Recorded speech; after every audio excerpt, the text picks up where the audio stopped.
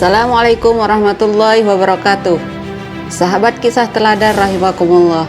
Kali ini kita akan membahas 8 fakta dramatis Perang Yarmuk.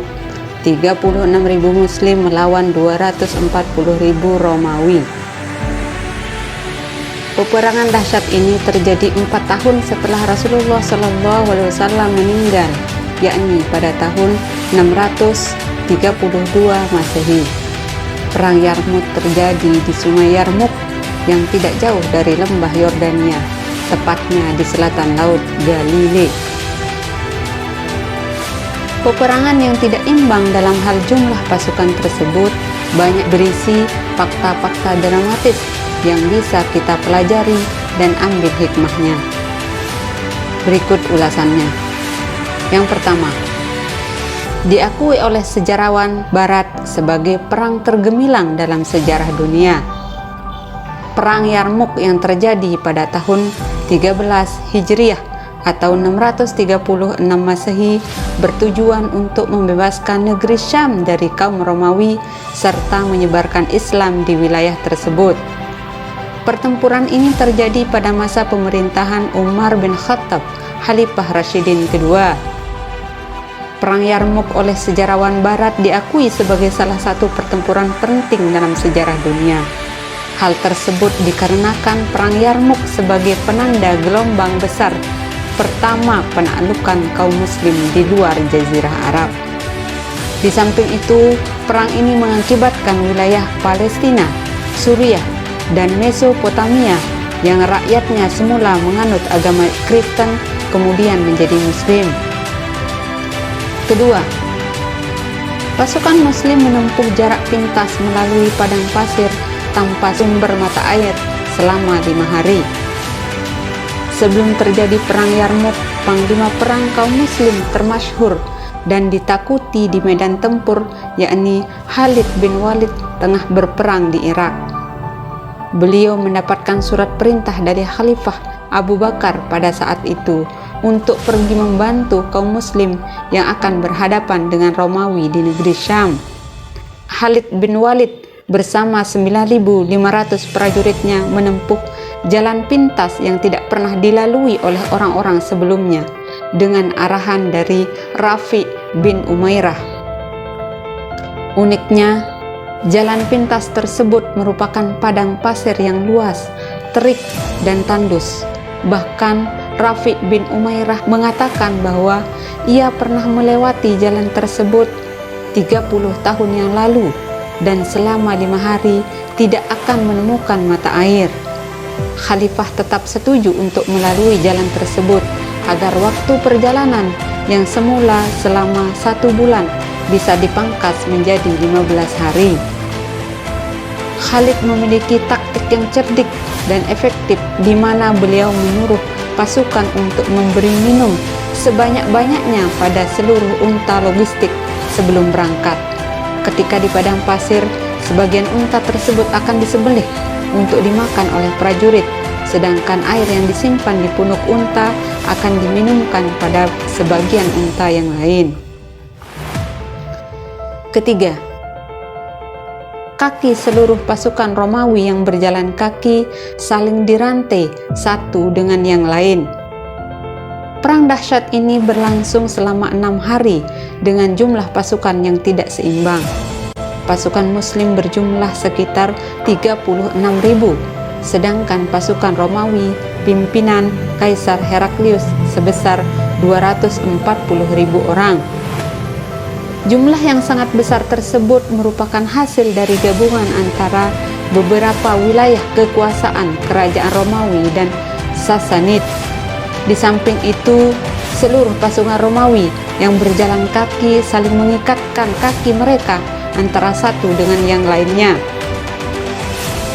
Keempat, komandan lapangan pasukan Romawi adalah tokoh-tokoh terkenal. Komandan lapangan tertinggi Romawi pada saat itu adalah Fahan, Theodor Triturius, dan Jabalah.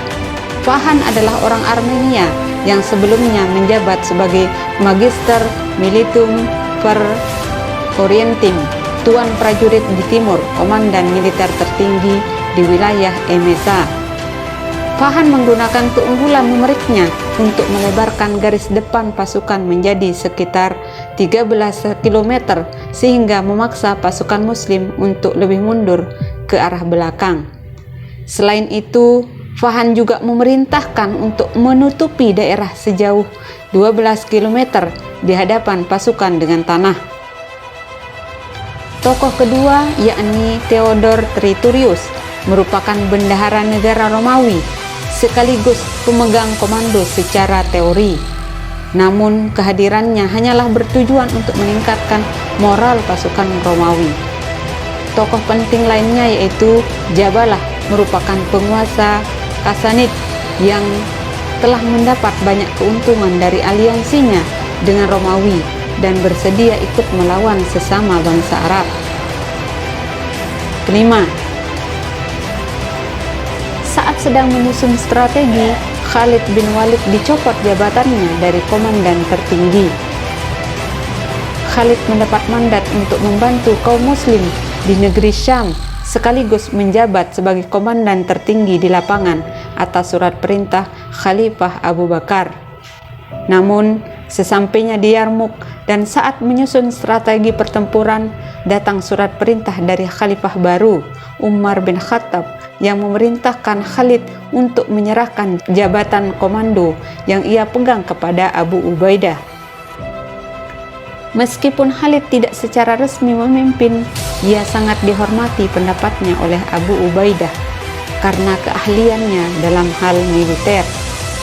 Khalid menyusun 36 resimen infanterinya dalam 3 divisi kavaleri ringan ditempatkan di belakang garis dan 1 cadangan kavaleri yang lebih besar di bawah komando pribadinya di belakang. Keenam, komandan-komandan unit kecil pasukan muslim adalah anak-anak dari musuh Rasulullah SAW, yakni Yazid bin Abu Sufyan dan Ikrimah bin Abu Jahal. Siapa yang tidak kenal Abu Jahal dan Abu Sufyan? Keduanya termasuk tokoh Quraisy yang sangat gencar memerangi Rasulullah SAW dan pengikutnya. Meskipun Abu Sufyan memeluk Islam ketika peristiwa Fathul Mekkah, Ikrimah memimpin 400 pasukan kecil untuk memporak-porandakan 3.000 pasukan Romawi dan berhasil meskipun seluruh pasukan muslim tersebut meninggal dunia termasuk dirinya. Ketujuh, munculnya kesatria-kesatria perempuan. Perang dahsyat ini juga memunculkan kesatria-kesatria perempuan muslim.